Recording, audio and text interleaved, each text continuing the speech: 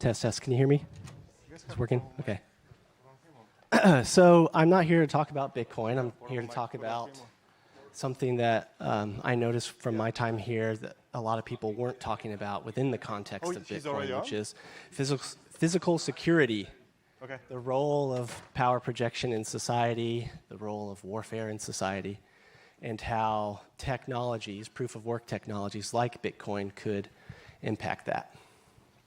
So real quick, I figured I'd do this old school with just chalk. Physical Security 101. We're going to start off in the first 10 minutes of this talking about physical security. I've got a thesis that will be published by MIT, hopefully within the next couple months coming out. And it introduces this concept called, oh, was that me? That wasn't me. Thank you. Thank you. What was this? Who's? Oh, did I touch that? Oh, my bad. Sorry.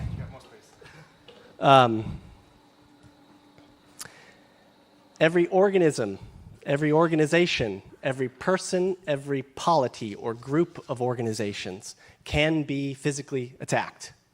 There is a benefit to attacking anybody or anything, and we can call that benefit the benefit of attack and represent it with this variable. So there's a benefit of attacking a hive of bees. It's usually the honey. Honey is delicious. There's a benefit of attacking a boar. Boars are delicious. If you've ever tasted them, they're great. Okay, so everything has a benefit of attack.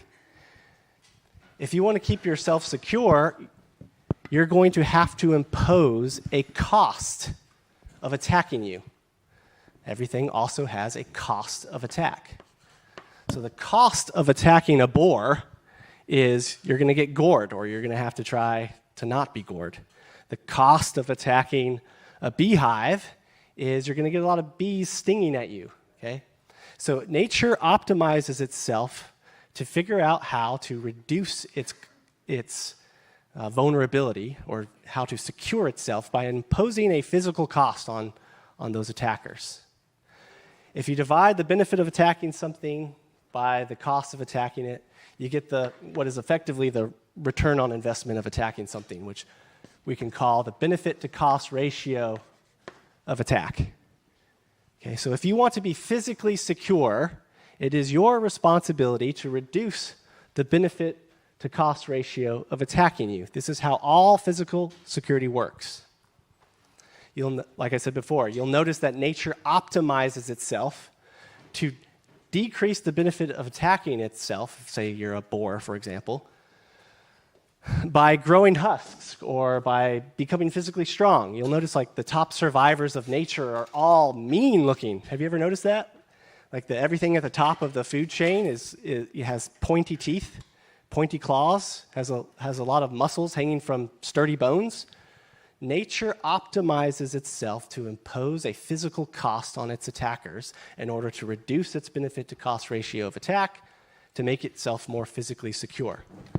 So if you want to secure any resource, whether it's, let's call it territory, okay, you must figure out how to impose a physical cost on someone who would try to deny your access to that resource.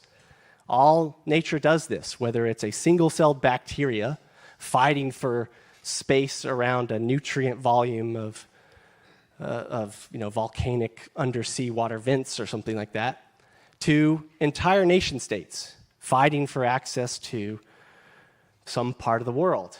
Okay? Everything in nature optimizes itself to reduce its benefit to cost ratio of attack, or else it will not survive. And what we see around us today are all the things that succeeded at playing this game, this power projection game. It's important to note that they use physical power to do this, okay?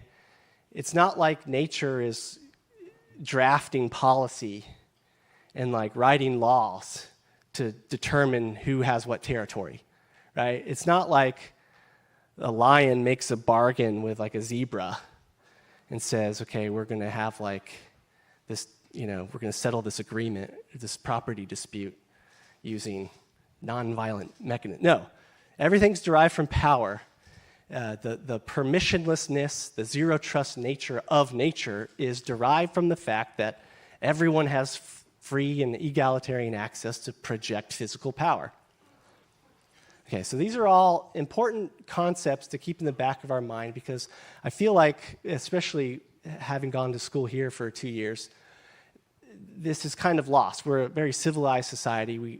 If we're successful, we never have to actually do the power projection on our own. We can outsource that to people in the uniform, and they can project the power to keep our property secure, keep our domains secure. And so we tend to lose sight of the fact that there's always people playing this power projection game, whether you directly participate in it or not. Okay, so real fast. Why do we have a military?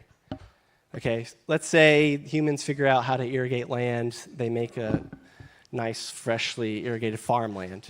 How do you keep that farmland secure? You do it the same way the bees keep their honey secure. You sting anyone that tries to take that farmland, right? You impose a physical cost, or you try to physically constrain them. Let's say civilization starts talking and working with each other across the sea. Well, how do you keep your access to this thoroughfare that we call the sea physically secure? How do you make sure that you have the freedom of access to the sea, that you can transfer goods and services across the sea? I'll give you a hint. It's not with policy. Okay, it's not by drafting bills and shaking hands. If you want freedom of access to the sea, if you want egalitarian, zero-trust access to this thoroughfare called the sea, you hire the Navy. And they will guarantee that you have zero trust and permissionless access to the sea. Why? By optimizing around this, by imposing severe physically prohibitive costs on any belligerent actor who would try to deny your access to the sea. That's why we have a Navy. Let's say civilization starts operating through the air. We figure out how to fly. We want to transfer goods and services to each other across the air. Well, how do you preserve zero trust and permissionless and egalitarian access to the air? You hire the Air Force, right? You get a group of people who specialize in projecting physical power to impose a physically prohibitive cost or to physically constrain any belligerent actors who would try to deny your access to this thoroughfare that we call the air. And that's why you have an Air Force. Okay? What happens when civilization expands into space, into orbit, and they want to start to exchange goods across orbit? They want to use that as the thoroughfare. How do you preserve zero trust, permissionless, egalitarian access to this thoroughfare called space? I'll give you a hint. It's not by writing policy. It's not by shaking hands and signing pieces of paper. You do it by creating a space force. Me, Jackie, Tori, we're all in the Space Force here. Our business is not, this ain't NASA, okay? Right? The business is imposing a physically prohibitive cost or trying to physically constrain any belligerent actor who would deny our access to orbit. That's how you ensure zero trust, permissionless access to any resource, okay? You optimize yourself to be physically powerful. And then suddenly, as an emergent property, you'll find that you have zero trust and permissionless access to whatever resource you want, whether it be the meat, whether it be the territory, whether it be access to a thoroughfare, whether it be control over something. If you want zero trust, permissionless, egalitarian access to something, you must project power. You must lower your benefit to cost ratio of attack. You must increase your cost of attack, which means you must figure out some clever way to physically constrain any belligerent access who would try to deny your access to that resource. This is how the world works. This is how civilization works. Okay? You can verify this independently through your own empirical observations. You can read 5,000 years of written testimony. This is how it works. I don't know what to tell you. All right, now let me pose this question. What happens if civilization expands its footprint into cyberspace? What happens if civilization creates a new vital resource called data, or this other resource called control over data? And they start figuring out how to exchange their goods and services with each other in, from, and through cyberspace. How do you secure your access to this new thoroughfare called cyberspace? How do you secure zero trust, permissionless, egalitarian access to this domain called cyberspace? How do you secure your data? How do you prevent people from attacking you or exploiting you through this domain? Think about it for a second. Okay, how do we do this in every other domain? How does civilization do this in every other domain? Right? Is it reasonable, just think from first principles, is it reasonable to believe that for some reason cyberspace would be some exception to this 10,000-year-old trend of human civilization securing itself in every domain by figuring out how to project power in, from, and through each domain to impose physically prohibitive costs or to physically constrain belligerent actors? It's a lot of words. Okay? So, I feel like Mugatu from Zoolander sometimes when I'm looking at all these computer scientists, no offense, guys. These are some Space Force coders over here. And they're acting like there is some special combination of if, then, and else statements that they can encode into Python that will secure them from attack or exploitation, that will secure their data, that will secure control over the data, that will prevent belligerent actors from denying their access to this new domain called cyberspace. These coders are sitting here acting like through policy, by encoding policy into Python, they will be able to secure themselves. And then we get into these huge executive orders on improving the cybersecurity in space. We get into the cybersecurity epidemic right now, and people can't figure out how are we going to keep ourselves secure. We see people like raging and being mad because their data is being exploited, or someone's in control of some new AI, or their speech is being limited, or they're being kicked off of a certain network where they can pass information back and forth to each other, to include entire nations. Right? Swift is just a computer network passing information back and forth to each other. And for some reason, people just expect, I guess, because for the last 80 years we haven't had the option of projecting physical power in, from, and through cyberspace. People just expect that they will be able to secure themselves using nothing but logic. I would argue that it's only a matter of time until civilization learns how to project power in and from and through cyberspace. And they're going to use this power projection technology to impose physically prohibitive costs on people who would try to deny their access to that domain, who would try to exploit them through that domain, who would try to do all kinds of belligerent activity. Okay? It's only a matter of time until someone's going to come up with a clever way to impose physical costs and to project physical power in, from, and through cyberspace. The question is, what would it look like? It's like not a matter of if, it's a matter of when. The question is what it would look like, and if it were invented, would we recognize it? If we've never seen this type of power projection technology, if most people in civilization outsource power projection to someone else, the people in uniform that represent less than 2% of the entire population, okay? Would they recognize it, or would they think it's just a peer-to-peer internet cash system? And so that was the question that just nagged at me during my tenure here, is I think Bitcoin is much, much more than just bits of coin. I think it's bit power. I think that civilization has finally figured out how to project power in and from and through cyberspace to secure themselves, and they did it using a deceptively simple mechanism by simply converting power to bits. So let's talk through that. What would something like that look like? I'm not saying it is Bitcoin, but I don't see how it couldn't be. Like, it's just a theory. I'm counting on y'all to check my logic on this.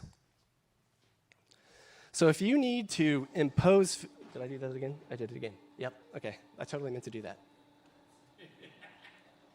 That was totally intentional. All right.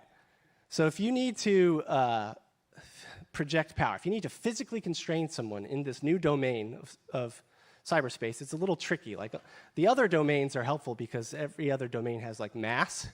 So if you want to project power, you just like apply a force to displace a mass, and voila, you've blocked someone or imposed a physical constraint on someone. They can't get to your resource. How do you do it through cyberspace? Cyberspace is this weird, like, abstract domain where it's just bits of information passing through this, like, ethereal plane. Okay, well, one way to do it would be to simply identify some type of power source out there, let's say the power grid, and then you just build a converter that draws power in watts out of this power grid, and on the other side, converts it to bits. From a computer science perspective, this is actually really trivial. You can convert basically any physical phenomenon into bits of information. That's how computing works. So we're 2 miles away from Harvard Mark I, which was like the first general electric kind of computer. And the way it works is you just have transistors, and when a switch is this way, we call it 1, and when a switch is this way, we call it 0. So we just literally just apply Boolean logic to physical state changes in a transistor. And so when the Harvard, I'm going to start over here. Actually, I'll start here. When the Harvard Mark I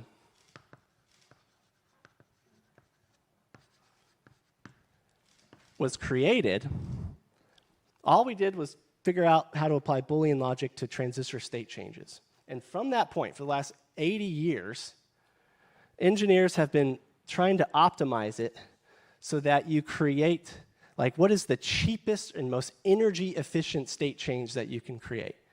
So energy efficiency has been the name of the game. Okay?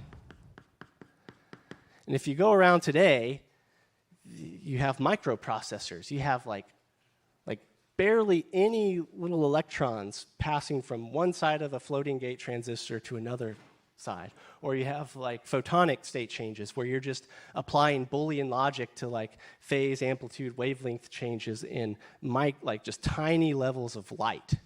Okay? The point being that people have been just assuming that the best way to build and design a computer is to make it more energy efficient.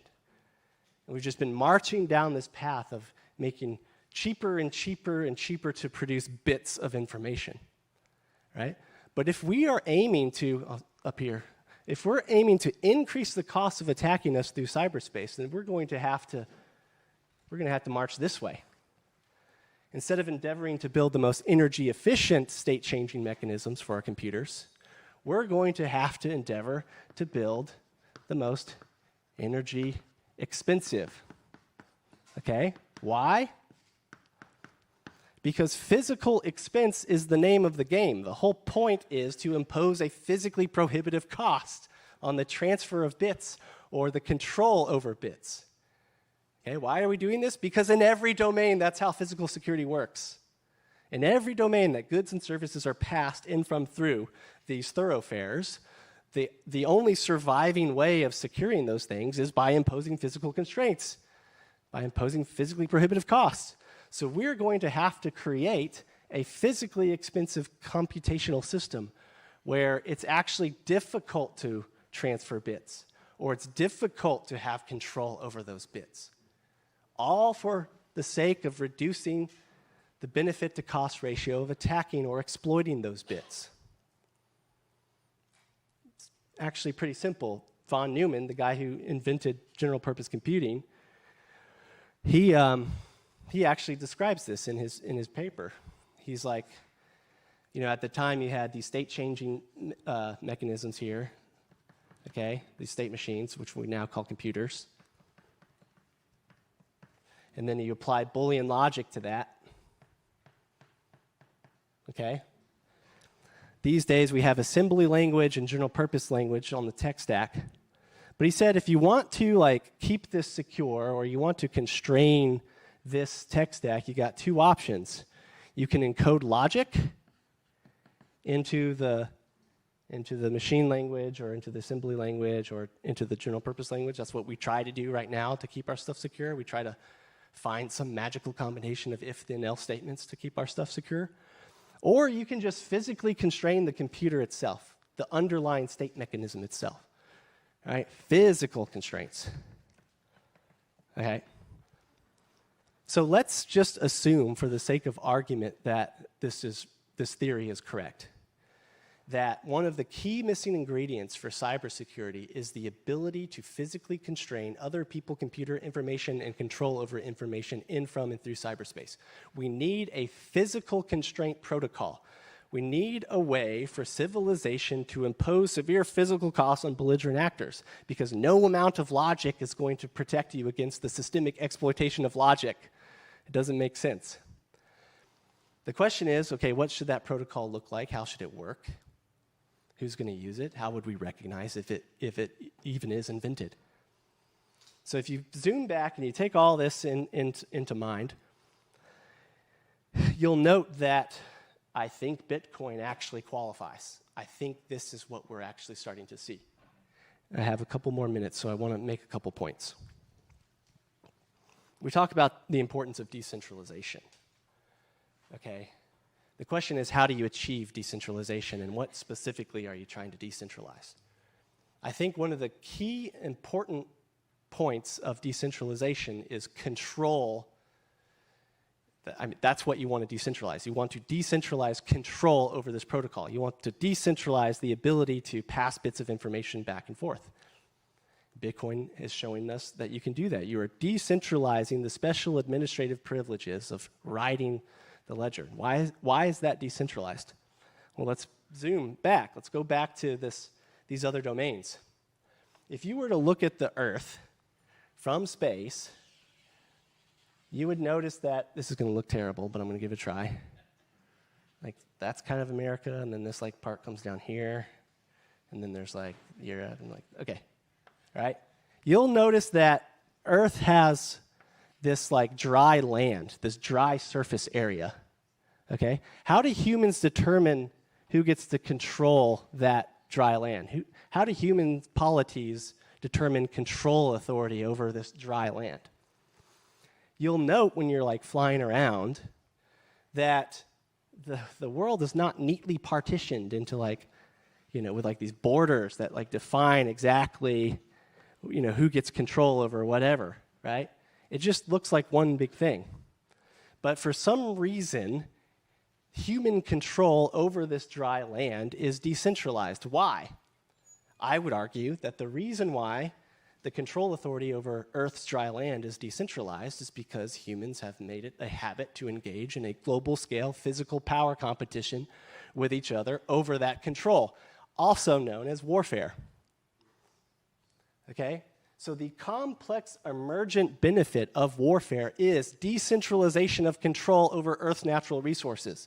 We have decentralized control over dry land because we all have armies competing for control over dry land. And as a complex emergent property of that, no polity has ever been able to gain centralized control over all of the Earth's dry land. You'll notice that we're not one government. You'll notice that any time any empire tries to become the one government, they have a lot of people start to fight them off, okay? As a complex emergent second, third order benefit of warfare, of a global scale physical power competition, we get decentralization over resources. It's the same for dry land. It's the same for access and control over the sea. It's the same for access and control over airspace. It's the same for access and control over space. Why wouldn't we expect it to be the same for access and control over cyberspace?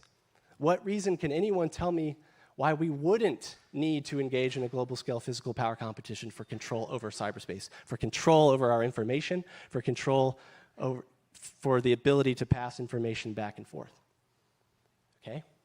So just keep that in mind, because, you know, obviously warfare has a lot of negative connotations with it, but there are, as much as people hate to admit it, and I talk about this a lot in the thesis, there are benefits of warfare. The benefit of warfare is decentralization over the control over resources. The benefit of warfare is anytime an oppressive ruling class gets too oppressive, they get overthrown.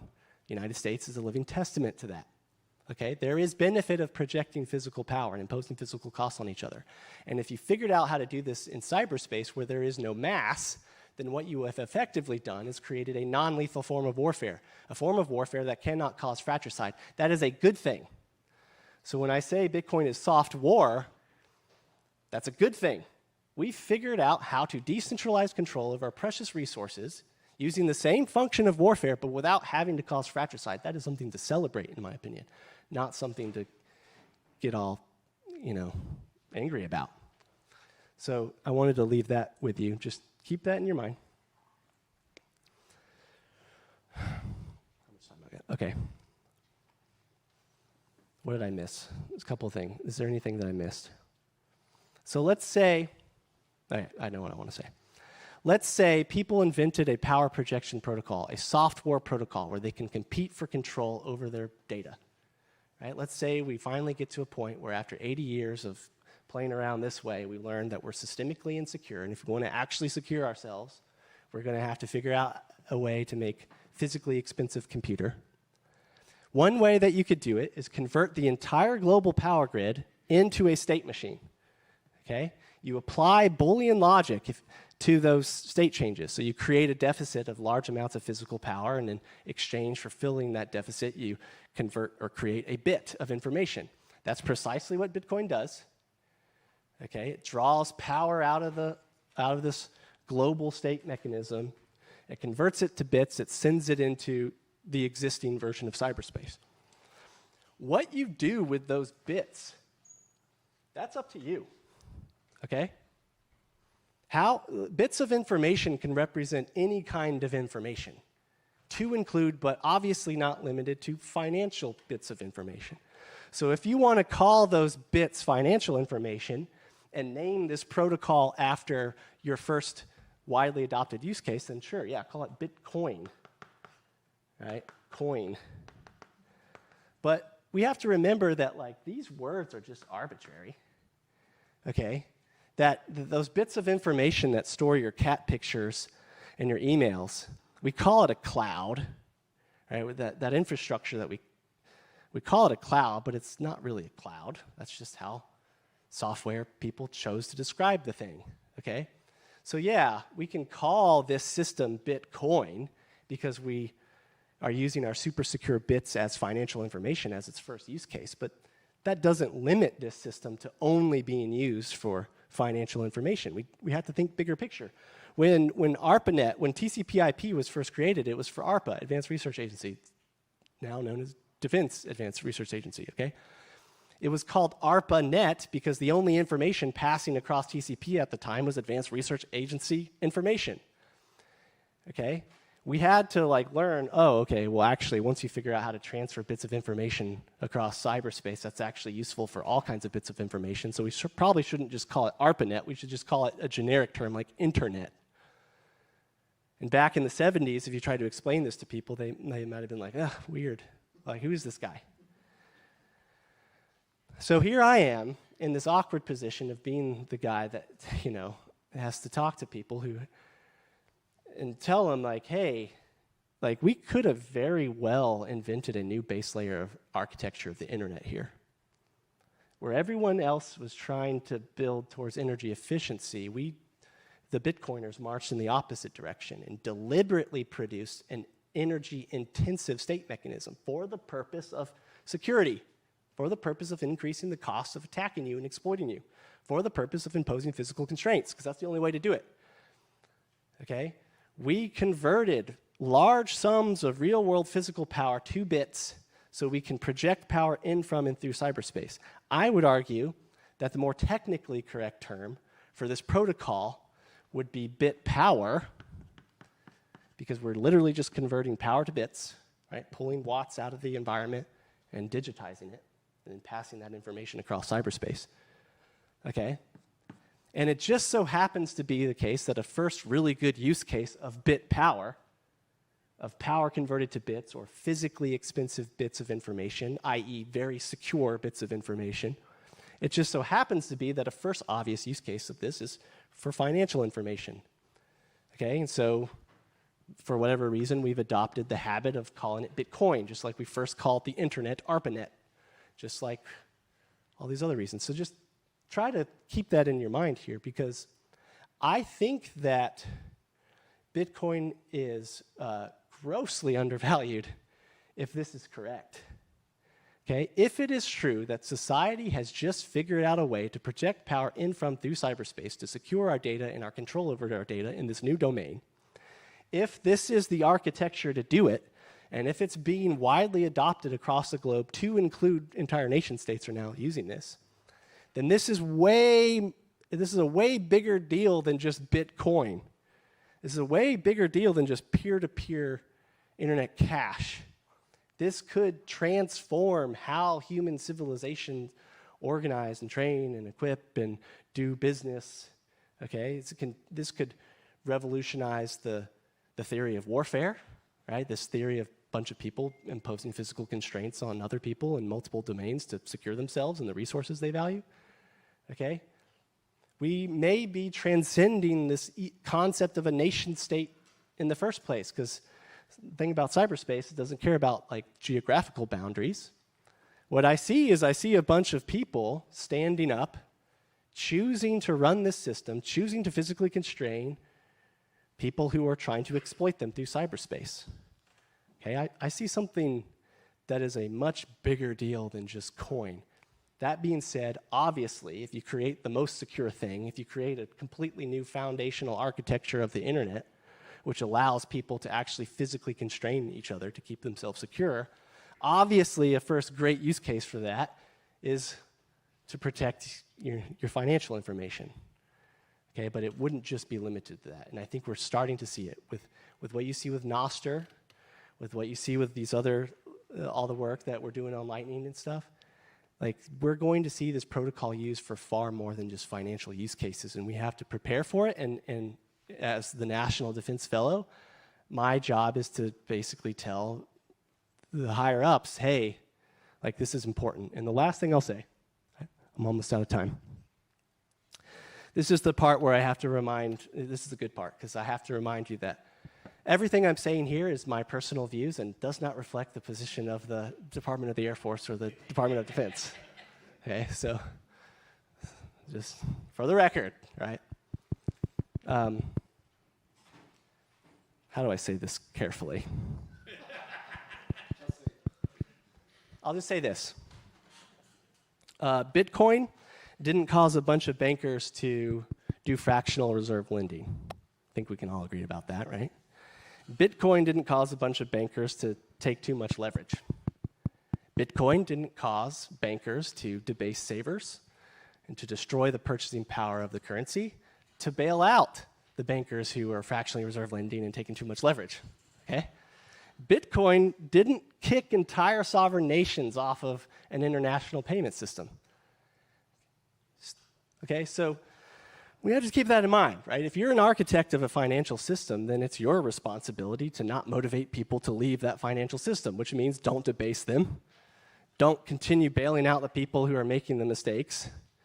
Don't kick entire sovereign nations off this thing. Like, it's your responsibility to not do that if you want to maintain like the dominant financial information network. Okay, don't blame Bitcoin for your, I almost said something bad. Don't, I'll just leave it at that, okay? So, and by the way, if this is more than just a coin, right? If this is bit power, if we have no kidding, again, this is theory, I could be crazy, I'm relying on other people to evaluate, that's how computer science works, computer theory works. If we have no kidding figured out a way to project power in from through cyberspace, a new physical power projection protocol that will transform cybersecurity and national security, then blaming Bitcoin to protect your failing hegemony, let's call it for what it is, okay, that's not going to help you. It's still going to break down. Like, your financial system is still going to collapse as long as you keep on doing the things that I just said, okay? What you would actually be doing is you would be forfeiting our access as a nation to this protocol, to bit power, okay? You would be denying us access to this future. And that would be a strategic nightmare.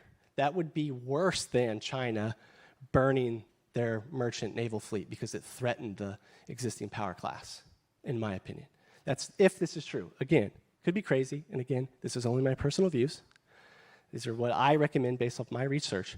But it's like, let's not forfeit the keys to the kingdom, right? Let's not try to use Bitcoin as the scapegoat to our collapsing system, if it is collapsing, not saying it is. Right? Let's think about this strategically and set this nation up for success in the future. This could be a much bigger deal than coin. And I'll leave it there. Okay, thank you, Jason. Thank you, Jason. I think this was amazing. It's I'm kind of still starstruck when Jason came for the first time in our MIT Bitcoin Club. I think we had a 1-hour meeting, and we were there for 3 hours because we had so many questions. So we have time for maybe a couple of questions. You want to go? You go first.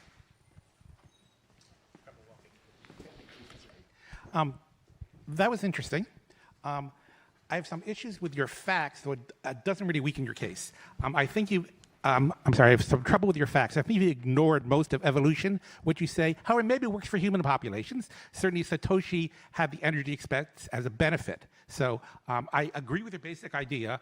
My friends at the State Department would probably have issues with you saying diplomacy has little value. I understand that's your opinion. The Harvard Mark I had no transistors.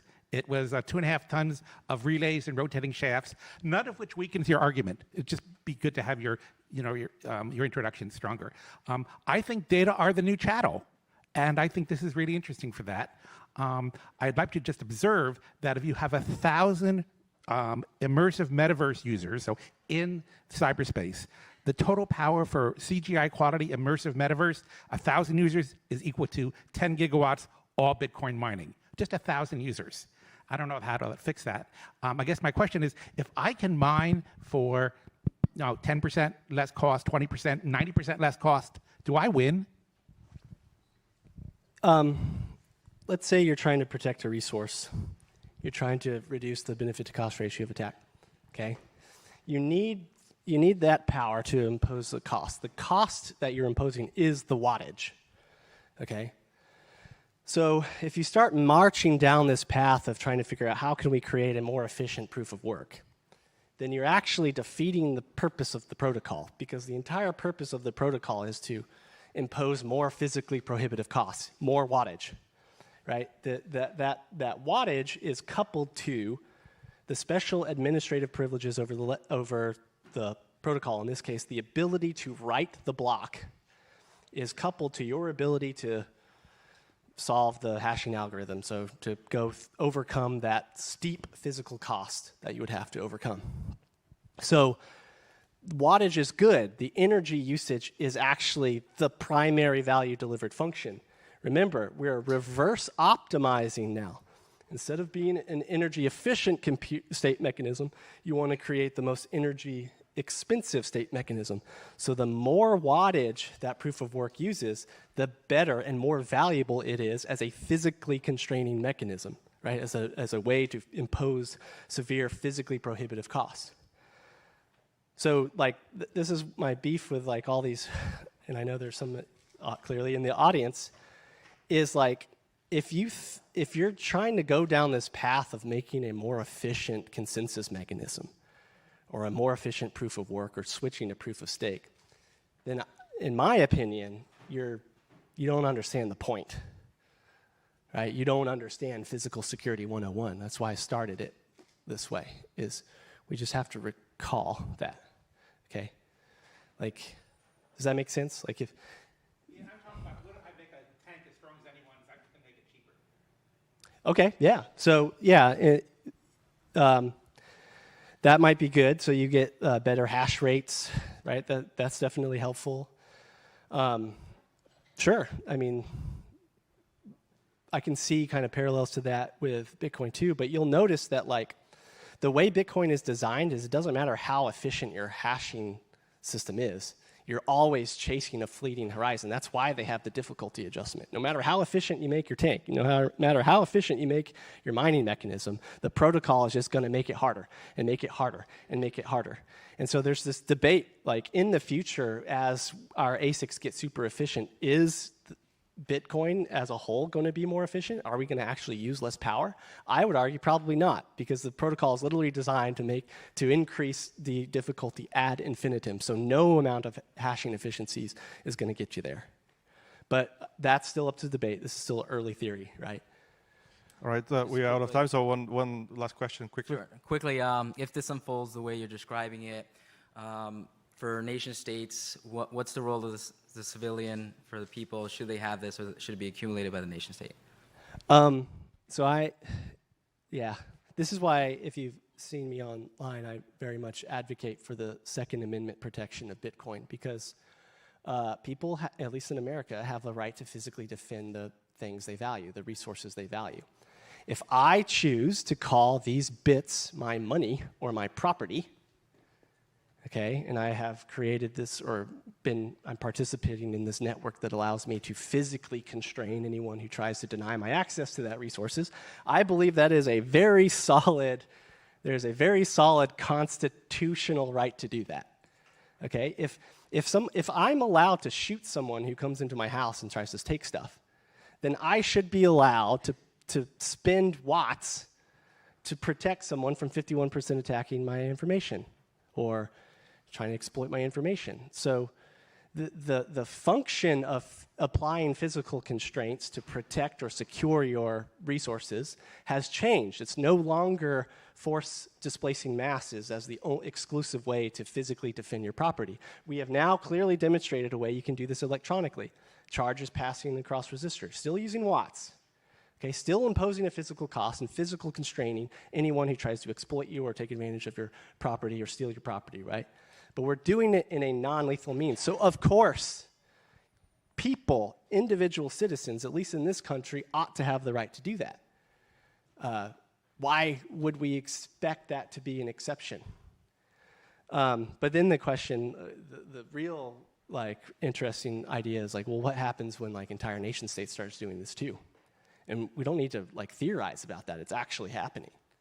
You have El Salvador's out there declaring Bitcoin as their sovereign law and using hashing to defend it.